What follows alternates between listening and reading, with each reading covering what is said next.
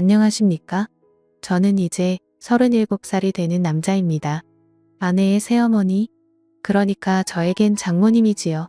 제가 잘못된 선택을 한 것을 알고 있습니다. 저만 믿고 사는 아내한테는 정말 몹쓸 짓을 한 것 같은 기분이 드네요. 제가 어렸을 적 온 가족이 캐나다로 이민을 가게 되었습니다. 집안 사정 때문에 가게 된 것이니 자랑할 만한 일은 아니겠네요. 아무튼 교민이 많이 없는 곳이다 보니 지역까지 상세히 이야기하면 제가 누구인지 알만한 분들도 있을 것 같아서 혹시 몰라 지역은 비밀로 하겠습니다. 캐나다 북쪽 어디쯤이고 교민 수는 그렇게 많지 않으며 눈이 아주 많이 오는 곳입니다. 개인적인 상황이라 딱히 말씀드릴 필요까지 있는가 싶지만 이민 후 생활은 딱히 좋을 건 없었습니다. 아무래도 한국에서 고생을 한 게 있었기 때문일까 어머니는 이민 생활 시작 후 다른 사람을 만나 눈이 맞아서 야간 도주를 했습니다. 아직까지 연락 한 통 되지 않고요. 아버지 또한 이렇게 살아서 뭐 하겠냐며 이민 생활에 적응을 못하시고 저를 두고 혼자서 다시 한국으로 들어가 버렸고요. 제 나이 24살에 가족들에게 버림받고 혼자서 살아가게 되었습니다. 말씀드렸다시피 교민들이 많은 지역이었지만 그때는 한국 사람이 참 싫었습니다. 저를 이용만리 타국 땅에 오게 만든 사람들 와서도 저를 버리거나 저를 배신한 사람들 뿐이었으니 그럴만도 했죠. 그래서 최대한 한 명의 한국 사람들이라도 피해가며 살기 위해서 자금이 생길 때마다 조금씩 교민들이 사는 지역에서 멀어지기 시작했습니다. 그러다 보니 어느 깊숙하고 한적한 시골 동네까지 다다르게 되었네요. 2년 전에 직장에서 한 여자를 알게 되었습니다. 그녀는 제가 저 스스로를 고립시키게 만든 한국 사람이었습니다. 제가 싫다고 느꼈던 감정은 10년이 가까운 세월이 지나고 나니 변해 있었습니다. 아니 외로움과 그리움을 많이 느꼈던 걸까요? 당시 저보다 7살이나 어린 그녀였지만 그렇게 정서도 공유하고 말도 자연스럽게 통하는 사람을 만나게 되니 서로가 자연스럽게 서로에게 끌리기 시작했습니다. 그렇게 그녀와 가까워지게 되었어요. 연애를 시작한 지 얼마 되지 않고부터는 그녀와 제가 한 집에서 동거를 시작하게 되었고 결혼을 약속하게 되는 사이까지 발전하게 됩니다. 식을 올리지 않아서 그렇다 뿐이지 이미 그녀와 제가 한 집 살림을 하면서 저희는 부부와 다름이 없었습니다. 언젠가부터 주변 사람들에게 그녀를 동거인이 아닌 저의 아내라고 소개를 하고 있었지요. 어느 날 퇴근을 하고 집에 들어오니 저보다 먼저 퇴근을 했던 아내가 누군가와 영상통화를 하고 있었습니다. 입고 있던 외투를 벗으며 슬쩍 아내의 핸드폰을 바라봤는데 핸드폰 안에서 아내와 대화를 나누고 있던 사람이 엄청난 미인이었습니다. 나이는 저와 살짝 비슷하거나 많아 보이기는 했지만 작은 전화기 화면 너머로 보이는 미모는 솔직히 말했을 때도 제 아내보다 훨씬 화려하고 아름다워 보였습니다. 누구보다 눈이 많이 오는 캐나다에 어울리는 창백하다 생각이 들 만큼 투명한 피부 그리고 그 피부를 더 새하얗게 보이게 만드는 어깨 뒤로 늘어뜨린 긴 검정색 생머리. 저도 모르게 시선을 떨쳐낼 수가 없더라고요. 그렇게 통화하는 아내 곁을 떠나지 못하고 있는데 아내가 아빠는 잘 지내 하면서 아버지의 안부를 묻고 있으니 그녀의 사촌언니 정도로 생각을 했습니다. 왜냐하면 제 아내한테 형제가 없는 건 제가 이미 알고 있었거든요. 그런데 그 말을 들으니 제가 아내에 대해서 모든 걸 알고 있다고 생각했는데 그녀의 가족 구성원조차 모르다니 내가 아는 게 아무것도 모르는구나 하는 생각이 들었습니다. 이윽고 통화를 마친 아내가 저에게 다가왔어요. 아내에 대해서 좀 더 잘 알아가야겠다 반성하던 차였으니 아내에게 방금 통화한 사람이 누구냐고 물어봤습니다. 그때까지도 저는 전화기 속 그녀의 미모에 반해 있긴 했지만 핵심을 갖거나 할 생각은 없었고 순수하게 아내를 알아가기 위해서 물어본 것이었거든요. 그런데 아내의 대답에 저는 더 이상 핵심을 가질 수도 없는 사람이란 거 알게 되었습니다. 저에게 놀라지 말라고 하면서 방금 자기랑 통화한 사람은 다른 사람이 아니고 자기 엄마라고 하더라고요. 말도 안 되는 소리 하지 말고 똑바로 말하라고 정색을 했습니다. 누가 봐도 젊은 사람이었고 아무리 많이 쳐도 내 또래밖에 안 되는 사람이 어떻게 당신 엄마냐고 한마디 했어요. 아무리 시집을 일찍 갔고 20살이 되자마자 아내를 가졌다고 해도 50이 가까운 나이일 텐데 아무리 봐도 나랑 비슷하거나 조금 더 어리거나 한 사람이 당신 엄마일 수가 없다고 했습니다. 그런데 아내는 제 반응에 재밌다는 듯이 웃더니 그 자초지종을 설명해 주었습니다. 아내는 홀아버지 밑에서 자라왔다고 합니다. 친어머니는 자신이 어릴 때 돌아가셨다고 하고요. 아내가 대학교 입학을 준비하기 위해 봤던 과외가 있었는데 지금 엄마는 그때 자기를 가르쳐 주던 과외 선생님이랍니다. 언젠가부터 두 사람이 부쩍 가까워지더니 자기가 대학교에 합격하고 나서는 아버지가 과외 선생님이었던 지금의 엄마와 재혼을 하기로 했다 통보했다더군요. 또래의 새어머니를 맞으면 기분이 어떨까 했는데 아내도 아버지가 혼자서 오랫동안 외로워하는 걸 봐왔고 새어머니인 그녀조차도 같이 동고동락하며 대학교 입시를 준비하는 걸 도와줬던 사람이었으니 그렇게 거부감이 들지 않았다고 하더라고요. 오히려 아버지의 재혼을 환영해줬다고 합니다. 그리고 새어머니인 그녀도 아내를 사랑으로 감싸주었고 친구이자 언니이자 엄마로 재혼 후에도 아내에게 지극정성이었다고 말해주더군요. 아내도 저희 말에 우리가 같이 한 지가 벌써 몇 년인데 이런 개인사도 말을 안 했다니 세상 미안하다며 다시 전화기를 들어 자기의 새엄마를 저에게 소개시켜 주었습니다. 작은 핸드폰 너머로 보이는 그녀의 모습은 아까 봤던 대로 정말 아름다웠습니다. 이번에는 먼발치가 아니라 코앞에서 보고 있는데 요즘 핸드폰 화질이 좋다 보니 코에 있는 점까지 또렷하게 보이더군요. 그녀가 눈웃음을 치는데 저도 모르게 속에서 뭔가 불타오르는 게 느껴졌습니다. 그녀를 장모님이라고 부르려는데 입이 잘 떨어지지가 않았습니다. 인정하기 싫다기보다도 저와 비슷한 나이대의 여자에게 그런 호칭을 써도 되는가 싶은 생각이 더 컸어요.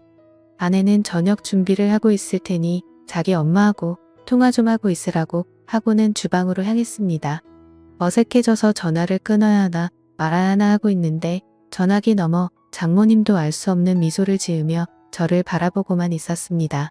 두 사람 사이에 그 어떤 말이 오가지 않았지만 저는 그녀에게 집중을 할 수밖에 없었습니다. 그녀의 앙담은 입술과 지을 듯 말 듯 티도 안 나게 미소 짓고 있는 모습과 그 눈빛에 저도 모르게 그녀에게 거역을 할 수 없겠다는 생각을 했기 때문입니다. 정말 두 사람 사이에 서로 말 한마디 오가지 않았지만 어색함에 조금 불편함을 느끼던 차였습니다. 아내가 저녁 준비가 끝났다고 이제 그만 전화를 끊고 오라고 하더군요. 식사 때문에 정중하게 이만 전화를 끊겠다고 말하는데 그녀가 저를 불러 세우며 저희 개인 연락처를 물었습니다. 조금 의아했는데 아내가 가끔씩 전화를 안 받을 때가 있어서 걱정이 되고는 하니 비상 연락망 정도의 느낌으로 물어보는 거라 해서 설명하더라고요. 그런데 그날 이후로 부쩍 장모님으로부터 오는 연락이 매일 같이 오기 시작하더군요. 사소한 이야기를 하려고 전화를 했다고 싶을 정도로 사소한 이야기를 하실 때도 있었습니다. 저도 싫지만은 않았기 때문에 그 전화에 대해서 그 어떤 의문도 갖지 않았습니다. 겉으로 보이는 외모 때문인지 저에게 전화를 걸어오는 장모님을 장모님이라고 부를 수가 없었어요. 차라리 누나라고 불렀으면 불렀지 도무지 입이 떨어지질 않더라고요. 그녀도 저를 사위라고 부르는 일은 없었습니다. 하루는 아내가 같이 있는데도 계속 저에게 전화를 걸더군요. 연락을 받으니 또 전화를 끊을 생각을 하질 않아서 부담스러워하고 있는 상황이었습니다. 그래서 어떤 날에는 아예 밖으로 나가 전화를 받기도 했습니다. 왜냐하면 그때쯤부터는 장모님도 아내의 안부를 위해 거는 전화가 아니라 지극히 개인적인 용으로 전화를 걸어 저랑 대화를 나누는 사이가 되어 있었기 때문입니다. 남들 들려주기에는 조금 민망한 대화를 나누고 있었기에 아내가 잠깐 뭔가 준비하는 틈을 타서 밖에 나가서 다시 전화를 받았습니다. 한참 장모님이 전화기 너머로 하는 말에 정신이 빠져 한참 열이 올라있는 상황이었는데 아내가 뒤에서 저를 툭 치더라고요. 깜짝 놀라서 정말 그 자리에서 쓰러질 뻔했습니다.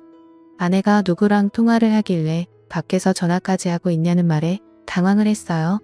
재혼한 젊고 예쁜 너네 엄마라고 말을 솔직하게 해줘야 하나 그런 고민을 하고 있는데 장모님이 자기가 해결하겠다고 아내를 바꾸랍니다. 저는 이제 다 들켜버린 거구나 하고 망했다는 생각을 하고 조마조마해하고 있었습니다. 전화를 넘겨받은 아내도 처음에는 조금 심각한 표정이었는데 전화를 받고 얼마 지나지 않아서 얼굴이 활짝 피더라고요. 저는 오히려 더 의심을 사지 않을까 했는데 장모님이 무슨 말을 해서 아내의 기분을 저렇게 좋게 만든 건가 싶었습니다. 저는 두 사람이 무슨 이야기를 하는지 알 방도가 없으니 답답하기만 했어요.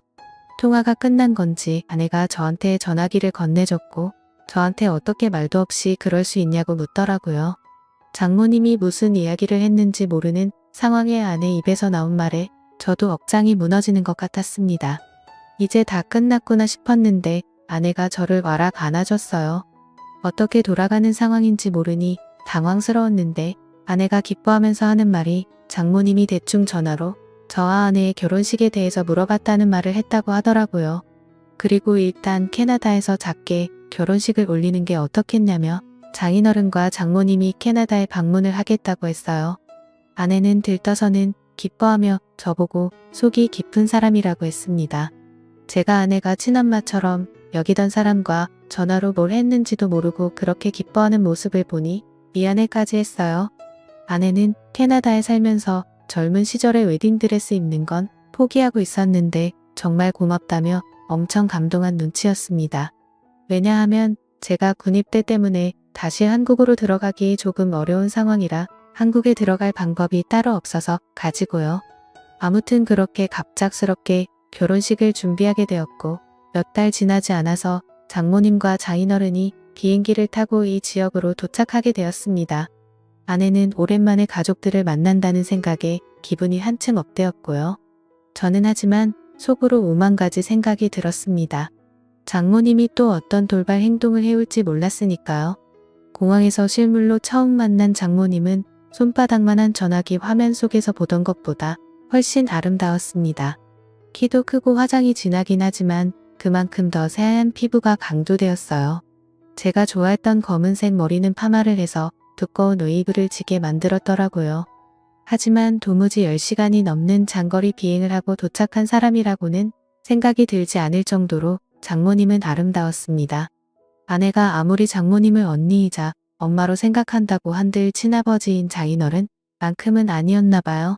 공항에서부터 계속 아내는 아버지 옆에 달라붙어 떨어질 생각을 하지 않았습니다. 덕분에 어디를 가더라도 어디를 걷더라도 제 옆에는 항상 장모님이 같이 있었고 그만큼 저는 장모님과 또 시간을 보내게 되었어요. 두 사람이 못 듣는다는 걸 확신하는 자리에서는 장모님이 저를 실제로 보니 어떻게 해주고 어떻게 해버리고 싶다 뭐 이런 식으로 짓궂은 농담을 하는데 정말 저도 부끄러워서 고개가 들어지지 않더라고요. 두 사람은 2달이라는 꽤나 긴 장기 일정으로 놀러 오게 되었습니다. 그동안의 결혼식 준비며 본식도 올리고 있는 만큼 여기 구경도 하다가 가려던 계획이었던 것 같아요. 처음 2주는 시차 적응 때문에 아무것도 못하더라고요. 새벽 출근이 있어서 일찍 일어나서 보면 1층 거실에서 창밖을 바라보고 있는 장모님을 매번 마주치게 되었습니다. 물론 집안에 모두가 있었기 때문에 저도 그만큼 조심조심해야 했어요. 장모님도 그걸 아는지 살짝 다가와 제 손을 잡는 건 말고는 아무것도 하지 않았습니다. 그리고 두 사람이 시차 적응이 완전히 끝난 첫 주말이었습니다. 밖에 대설주의보가 내려와 있는데도 아내는 가족들과 나들이를 가고 싶다고 하더라고요. 장모님은 몸 상태가 조금 안 좋다고 해서 집에 쉬게 되었고 저는 아내와 장인어른을 따라 밖에 나오게 되었습니다. 차로 한 20분쯤 이동했을 때 장모님한테서 아내에게 전화가 왔어요. 눈도 많이 온다고 하고 혼자 있는 게 조금 무서워서 그런데 그냥 오늘 나가지 않으면 안 되냐고요. 아내가 아쉬워하는 분위기였지만 하는 수 없이 차를 돌려서 돌아오기로 정하려고 하던 찰나였습니다. 아내가 집에다가 저를 내려줄 테니 저라도 집에 있어달라고 하더라고요. 아버지랑 꼭 나가고 싶다고 하면서요. 그때 저는 속으로 그날 무슨 일이 나도 나겠다는 예감을 하게 되었지만 딱히 그러지 않겠다는 말도 하지 않았습니다. 집에 오는 길에도 눈발이 꽤나 날리기에 집에 도착하면 아내가 그냥 나가지 말자고 할 수도 있겠다는 생각을 했는데 그렇지 않았어요. 정말 저를 내려주고 두 사람은 다시 출발하더라고요. 솔직히 마음속에는 제가 집에 들어가면 큰일이 나겠다는 생각이 들어서 갈까 말까 많이 망설였습니다. 그런데 눈이 너무 내려서 결국 집으로 들어갈 수밖에 없었어요. 집 안에 들어가니 장모님은 거실 소파에 누워서 잠에 들어 있었습니다. 잠자는 모습이 참 아름답더라고요. 그래도 이렇게 주무시고 계시니 다행이다라는 생각이 들었습니다. 이불을 꺼내와 자고 있는 그녀 위로 덮어주었고 소파에서 잠든 그녀를 뒤로하고 저도 방에 들어가서 잠을 청했습니다. 한두 시간쯤 잠을 청한 것 같은데 아내한테 전화가 왔어요. 결국 제 예상대로 눈 때문에 갇혀서 이틀 정도는 오도 가도 못하게 되었다는 소식을 전하더라고요. 저는 그 말을 들었을 때 이미 모든 걸 포기해버렸습니다. 이틀이라는 긴 시간은 제가 제 의지로 저를 다스릴 수 있는 시간이 아니라고 생각을 했어요. 그 길로 저는 거실로 나가 잠든 장모님을 깨웠습니다. 사정을 설명하고 그래서 우리는 이틀 동안 단둘이 이 집에서 지내게 되었다고요. 잠에서 덜 깬 장모님은 저를 보고 슬쩍 웃더라고요. 이제서야 방해꾼이 없어졌다는 말을 하고서는 말이죠. 사실 장모님은 제가 어떻게든 기회를 만들 줄 알았는데 그러지 않아서 답답했다고 하더라고요. 오늘 짧게나마 같이 있게 된 줄 알았더니 이렇게 길게 같이 있게 될 줄은 몰랐다고 하면서요. 저도 이 상황을 기대하기는 했지만 그렇다고 마냥 이 상황을 즐길 수는 없었습니다. 저 때문에 결혼식까지 포기했던 아내 생각을 하면서 아내에게 죄책감 또한 가지고 있었기 때문에요. 그래서 제 옆에 너무 가까이 붙는 그녀에게 너무 가까이 서 계신 것 아닌가요? 라고 말을 했더니 그녀가 제 입을 틀어막으며 오늘만큼은 장모님이 아니라 그냥 누나가 하고 싶다고 누나라고 불러달라고 하더라고요. 그날 장인어른이 집에 들어온 건 예상했던 이틀보다 빠른 다음 날이었습니다. 문이 열리는 소리에 정말 쏜살같이 재빠르게 제 방으로 뛰어서 도망을 가버렸죠. 장인어른이나 아내는 당연히 장모님과 저 사이에 그런 일이 있었을 거라고 생각하지는 않은 눈치였습니다. 두 사람 다 그냥 눈이 얼마나 왔는지만 이야기하지 저와 장모님이 둘이서 집에서 뭐 했는지는 관심도 없었으니까요. 장모님은 그날 저를 따로 불러내서 또 폭설이 오지 않는다면 어제의 일은 가족들을 위해 우리만 간직하자고 말을 해왔습니다. 그렇게 정말 거짓말같이 더 이상 눈은 내리지 않았고 예정대로 집 근처에 있는 성당에서 두 분의 축하 속에 아내와 저는 결혼식을 올렸지요. 저는 아내에게 비밀을 간직한 채 결혼 생활을 이어가고 있습니다. 장모님은 귀국한 날 이후로 저에게 개인적으로 연락하는 일이 많이 줄어든 상태입니다. 한 번은 장모님과 영상통화를 하고 있을 때 제가 귀국 얘기라도 하면 장모님이 우리 사이가 보고 싶다면서 자기는 캐나다에서 눈이 많이 오던 그날이 아직도 기억이 난다고 하십니다. 저는 그때마다 등줄기에 식은 땀이 흘러내리기는 하지만 아내는 정말 그때 눈만이 왔다며 맞장구만 쳐주고 있고요. 아내에게 이런 걸 숨긴 채 제가 과연 행복한 결혼 생활을 이어갈 수 있을지는 잘 모르겠습니다. 저도 가끔씩 장모님이 보고 싶을 때가 있거든요. 그래도 이겨내고 한번 살아보려고 합니다. 감사합니다.